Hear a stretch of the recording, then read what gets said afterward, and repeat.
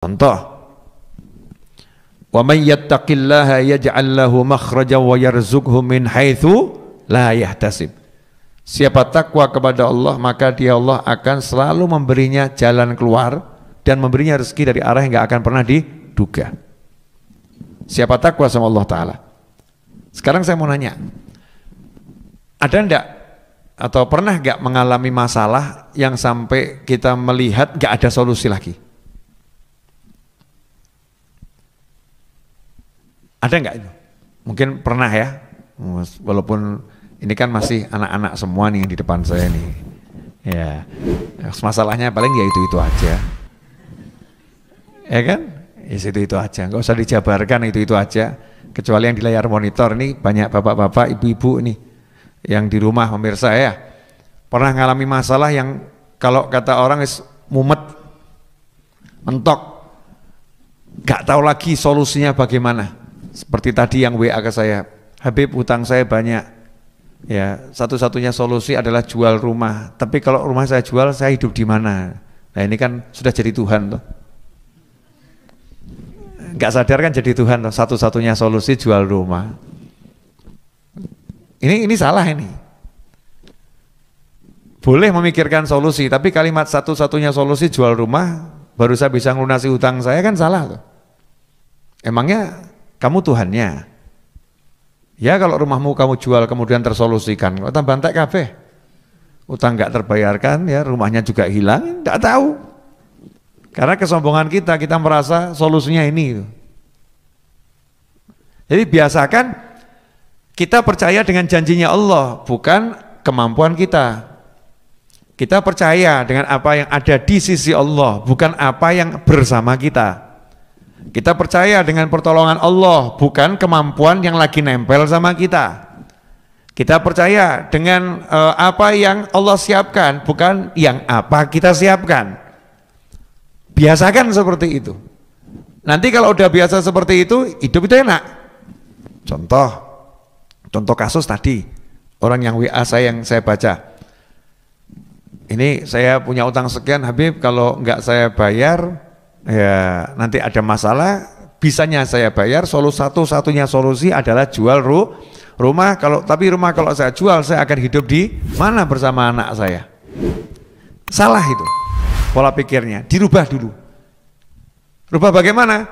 Saya punya hutang, saya mau lunaskan, saya nggak punya uang, tapi saya punya Allah. Betul kan? Saya punya hutang, saya mau lunaskan, saya ditagih, saya dikejar. Jadi yang nagih, yang ngejar, anggap saja bala tentara Fir'aun yang lagi ngejar ya. Anggap saja, maksudnya bahayanya gitu loh. Kencarnya, bala tentara Fir'aun yang lagi ngejar. Kemudian masalahnya apa?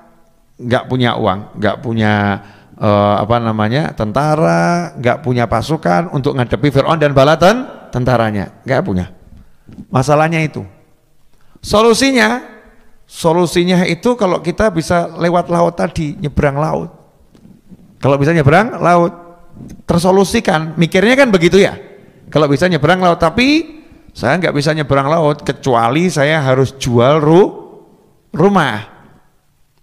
Kaumnya Nabi Musa berpikir kita bisanya selamat kalau nyebrang laut, tapi nggak ada kapal, nggak ada perahu. Ini kalau ada kapal, ada perahu, tapi selamat. Nabi Musa ngajarin kaumnya jangan berpikir seperti itu.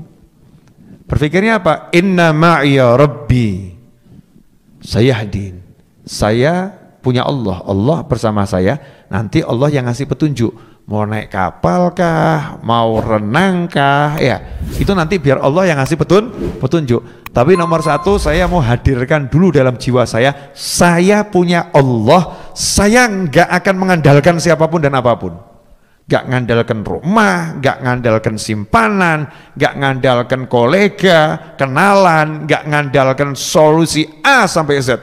Andalannya Allah Ta'ala. Artinya apa? Langsung tawajuh, minta tolong sama Allah. Nah, itu kalau kita lakukan, sayahdin, nanti Allah akan ngasih petunjuk. Ada petunjuknya. Dan petunjuk Allah itu nyata dan jelas. Tapi syaratnya zero loh ya.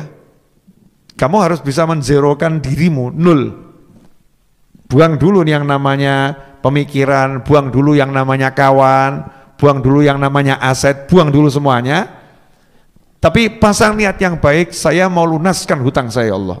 Minta solusi sama Allah. Itu nanti akan ada petunjuk dari Allah Subhanahu wa ta'ala. Nah petunjuknya itu ya macam-macam. Ya kadang-kadang ada orang datengin, kamu butuh duit enggak? Itu saya ada uang belum mau saya pakai. Ya boleh kamu pakai dulu. Jadi jual rumah enggak? Enggak. Ya kan enggak jadi jual rumah. Tapi kalau dari awal saya bilang satu-satunya solusi jual rumah, kata Allah, ya urus ono dewi. Kan Tuhannya kamu, ya sana. Kamu gaya jadi Tuhan, bedanya apa kamu sama Fir'aun? Ya, bedanya apa sama Fir'aun? Ngaku-ngaku jadi itu Tuhan. Dan ternyata dalam hidup ini kita sering jalan jadi Tuhan. Nah bedanya kita sama Fir'aun apa? Sadar gak sadar? Ya, sering berperan jadi itu Tuhan. Hidupku hancur. Hidupku hancur. Gak mungkin aku bisa selamat menjalani kehidupan ini. Menghakimi dirinya sendiri. Jadi Tuhan dia. Orang itu gak mungkin bisa berubah. Jadi Tuhan dia. Nabi Musa bilang gak mungkin bisa berubah karena dikasih tahu sama Allah kan. Nah kalau kita ada yang ngasih tahu. Gak mungkin dia bisa berubah. Sampai kiamat gak mungkin bisa berubah. Masya Allah. Udah jadi Tuhan itu. Kalau kita mau dapat solusi dari Allah Ta'ala, syaratnya satu, zero, nol.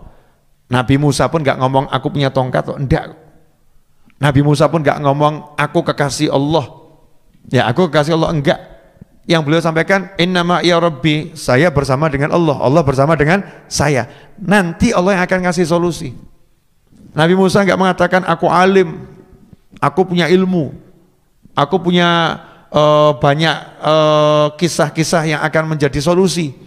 Sekian tahun aku tinggal di istana Fir'aun juga diajari strategi menghadapi musuh yang akan menyerang. Zero, semua dibuang, enggak ada. Yang ada cuman Allah Subhanahu wa ta'ala. Pertanyaannya, bisa enggak kita menjalani kehidupan setiap saat menzerokan diri? Itu setiap saat.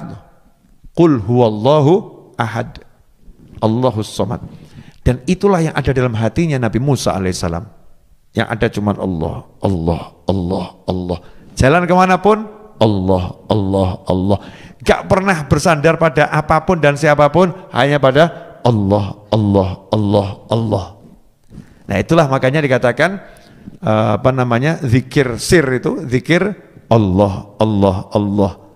Ya, para aulia wassolihin kan di hatinya selalu berkumandang Allah, Allah, Allah, Allah, Allah, hu. Dia Allah, dia Allah, dia Allah. Betul, hanyut di situ. Sehingga peristiwa apapun tuh nyantai. Yang lain paniknya luar biasa, dia tenangnya luar biasa. Nyantai. Contoh, satu ulama, kapalnya itu kena badai, hampir tenggelam. Ulamanya tambah tidur. Saya mau nanya, kalau kamu di kapal, kapalnya goncang-goncang badai, bisa tidur? Timbang mumet turu wae, bisa gitu? Lah ono. Betul kan? Galau, panik. Tapi ulama ini nyantai, tidur. Karena yakin kalau Allah mentakdirkan memang tenggelam ya gak mungkin bisa selamat. Kalau Allah menakdirkan selamat gak mungkin bisa tenggelam. Solusinya gak punya. Gak ada solusi.